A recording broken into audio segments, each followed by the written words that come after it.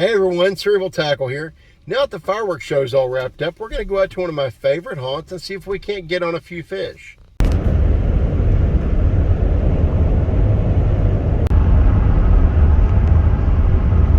We're almost there, going back home. Tell you I love this freaking lake. Grocery store I grew up fishing, getting bait from. They actually used to have a vending machine outside of their store that sold magic bait, the catfish bait and the actual patches, the dough bait cubes. They actually had a freaking vending machine that you'd throw in $5, hit a number, and it would spit out a bag of catfish bait. You know, people would come out here all night long, you know, all while the stores are closed in small rural towns, right? And that's how people would get a hold of their catfish bait. It's pretty dead cool. And right over here on my left is where the fishing barge I grew up fishing used to be. They've now torn it down and made it a multi-million-dollar development with a bunch of million-dollar homes, and they took away important lake access to small anglers like us. And unfortunately, that's what happens at a lot of these bigger lakes. It's becoming more and more of a problem, and something I want to work with as a community to help you guys fight down the road. It's one of the important reasons I've come to this park for this fireworks show today. And we're going to talk about that and go over that, and I'm going to give you some reasons why you should hopefully get behind this fight along beside me, because it's not just in my state. All over the United States, anglers that don't have boats are losing access rights to their water. And when we still pay tax dollars and our fishing licenses go towards our fishing game, go towards the actual stocking and the upkeep of these parks and these lakes, we should be able to access them. To me, it's common sense. Some other folks, not so much, I guess.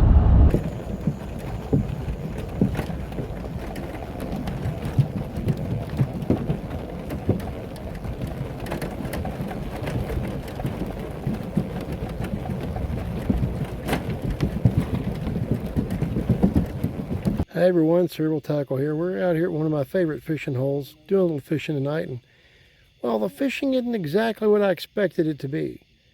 We have a little bit of a shad pattern going out. Fish kind of suspended about, 5-6 feet under the surface. Mainly it's catfish chasing them right now.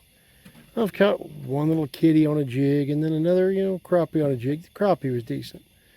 But man, it's just not as good as it's supposed to be. We're going to give it a little while of war here before the storms roll in and see if we can't catch something. So, I'll let you know what happens. Well, folks, I threw for a while that finesse football head I tied several episodes back to no avail. I had one decent fish hit it and kind of take me between a couple of loose 2x4s on the dock. Dropped it, didn't get him. So, I might still throw another good night bass bait before I leave tonight. But I'm going to take a bit of a break here and play with the crappie and the catfish. Right now I'm throwing a 1/16 of an ounce crappiemagnet. The color is Therapist and it's on a silver darter head, one of their shad darters. And normally in the shad pattern, what I do is I fish out just past the lights. The shad will sit there and suspend in about 5-6 foot of water at the edge of the lights. The crappie and the catfish will feed underneath them. So I'll throw the jig out to them, let it pendulum back through, and that's where I get bit. But all tonight I have to show for is just one little crappie and one little catfish. And if you see the crappie in the thumbnail, then, well, you know what happened. Yeah, so right now I'm just going to throw this pendulum method a few more times, and I'm probably going to check the weather again, see how close it's getting. It looked like it might have been wanting to skip north of us, and I hope it does.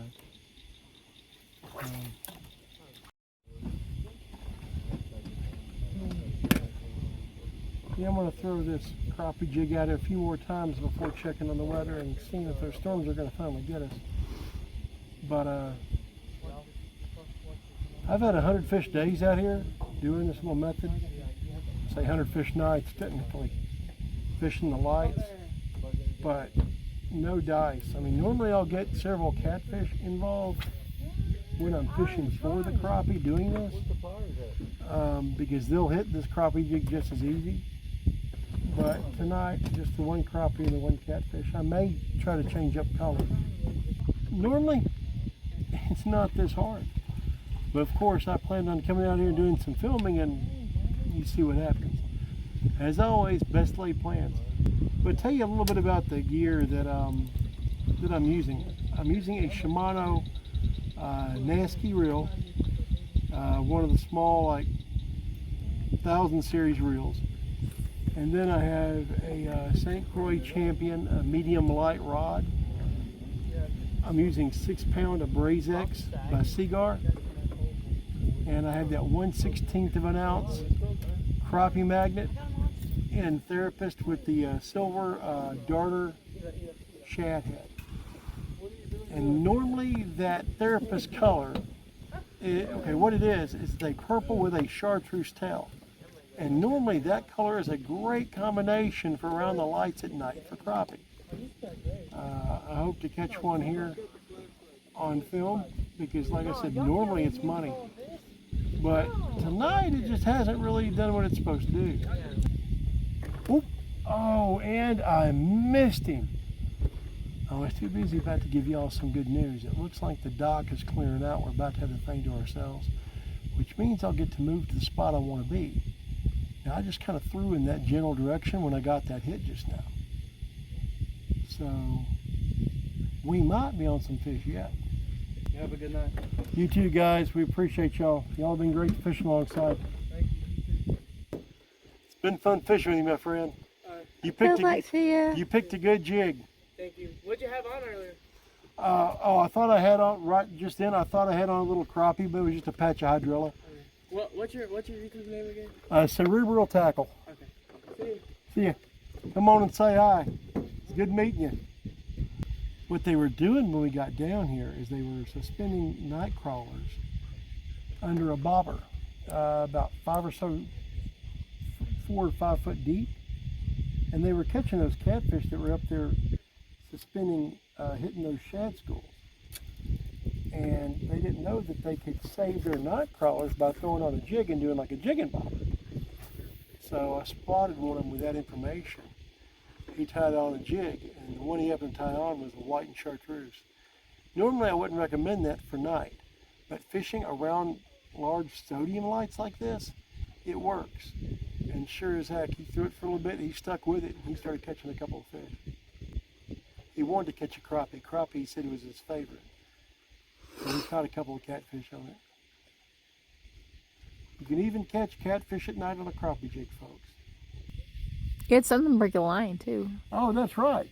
Guys, thank you so much for reminding me, Mrs. CT. Do y'all remember that classic Roadrunner I tied, that red, green, yellow? On its first cast out here, something smacked it and snapped the line like it was candy. I mean, snapped it on the strike. Just pow, gone, done. I went to set the hook, pulled in nothing but just a tag in. And it wasn't my knot, it wasn't the line. It's good Seagar. Whatever it is, I'm telling you, fish snapped it like it was freaking hard candy. Just busted it off in its mouth. So that wonderful, beautiful Roadrunner I spent all that time tying and showing for you guys, it's out there in the fish's mouth somewhere. Oh, God, but it's a strike. And well then, oh my gosh. Holy crap, guys, that was a thud.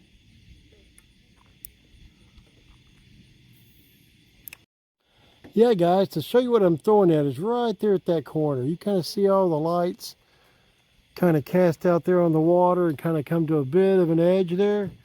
What I like to do is throw right there to the edge of the lights, kind of at the end right there. Anyway, so I throw on down there, and then I bring it down past all the way to where I'm sitting here. And that's one of my favorite areas to target while I'm here.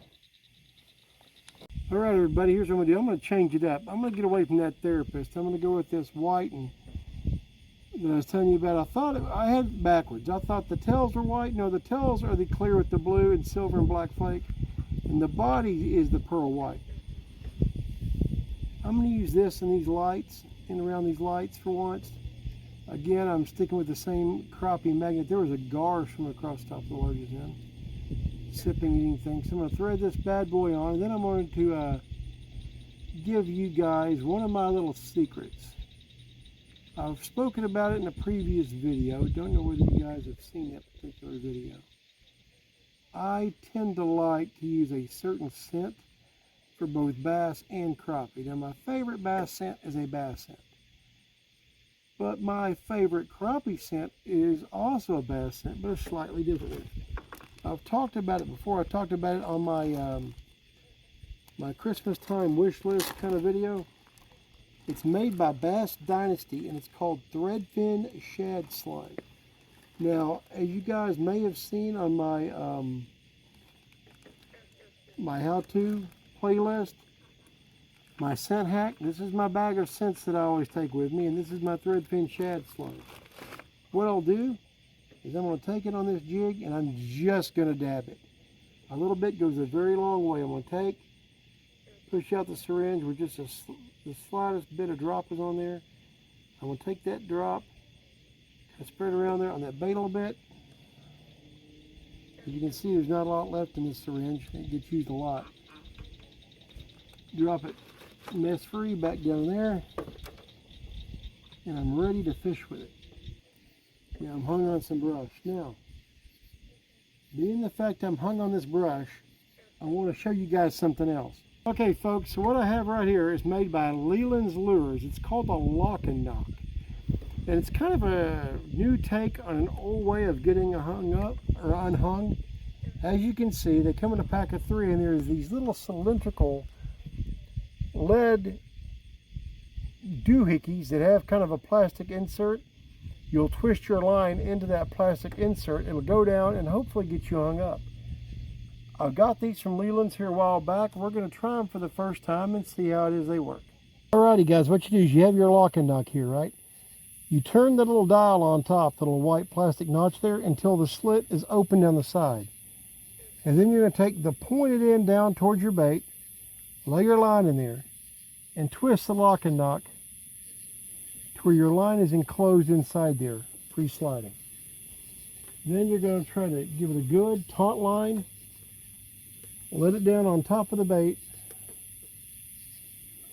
and look at that, look at that. First try, let it down there. Look at that, folks. Brought up the jig perfectly. So, very first time I used the lock and knock, and it worked like a charm. So I think I'll give this thing a thumbs up. What do you guys think?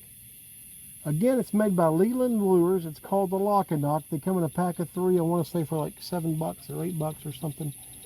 And right then, that's gold. It's good to go. Well, folks, I think that lock and knock was a freaking success. What do you guys think? Let me know in the comment section.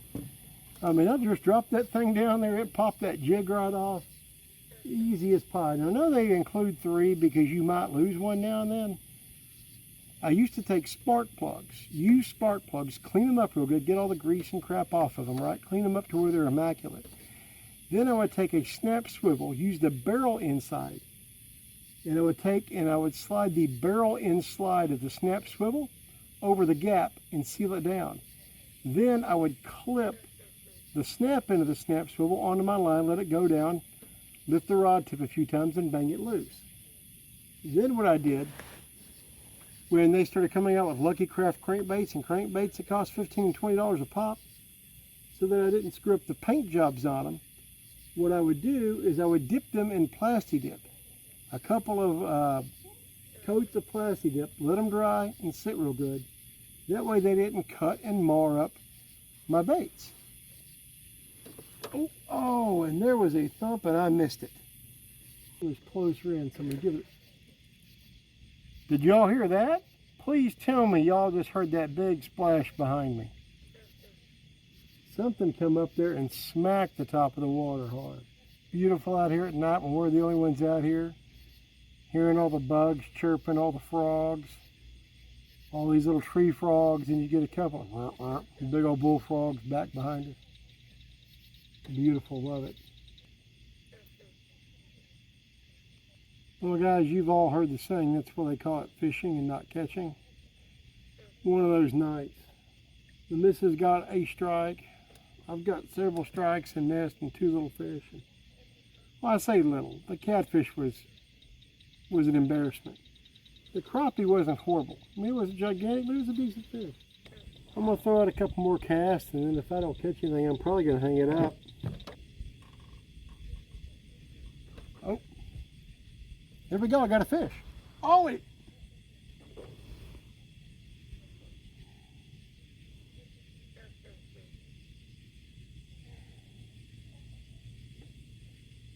Okay, that hurt. That hurt. That was a really good fish, guys. That was a really good fish. It hit on such slack line there that I didn't even feel it until I went to twitch it. When I went to twitch it, it was swimming off. It was hanging a right and going and pulling and tugging. That was a nice fish. Well, guys, I'm on my last cast routine. I'll tell you what the rules are. You get 3 last casts. You know, 3. If you get bit or lose a fish or anything that's an absolute confirmation of a fish tapping you, you get to start back over at 3. If you get hung over, or not hung over, if you get hung over too, I guess, but if you get hung up or throw a fouled cast or miss your target, you get that cast back as well. So the goal is to have 3 quality casts consecutively without a fish hitting you, without fouling it up, without getting hung up or anything like that. You do that and you don't catch a fish, you go home. If any point any one of those is interrupted by any one of those things, you get to start over again. So I had thrown cast number 3. That was cast number 2. It was shorter than I'd like it to be, but the missus is tired, I'm tired, we're both hurt, and we both need to go. So I'm going to go ahead and waive the rule and count that one. So this is the final cast. I'm going to ask if Mrs. CT will hand me the camera here. Guys, I'm going to want to show you something if I can see it. Right there.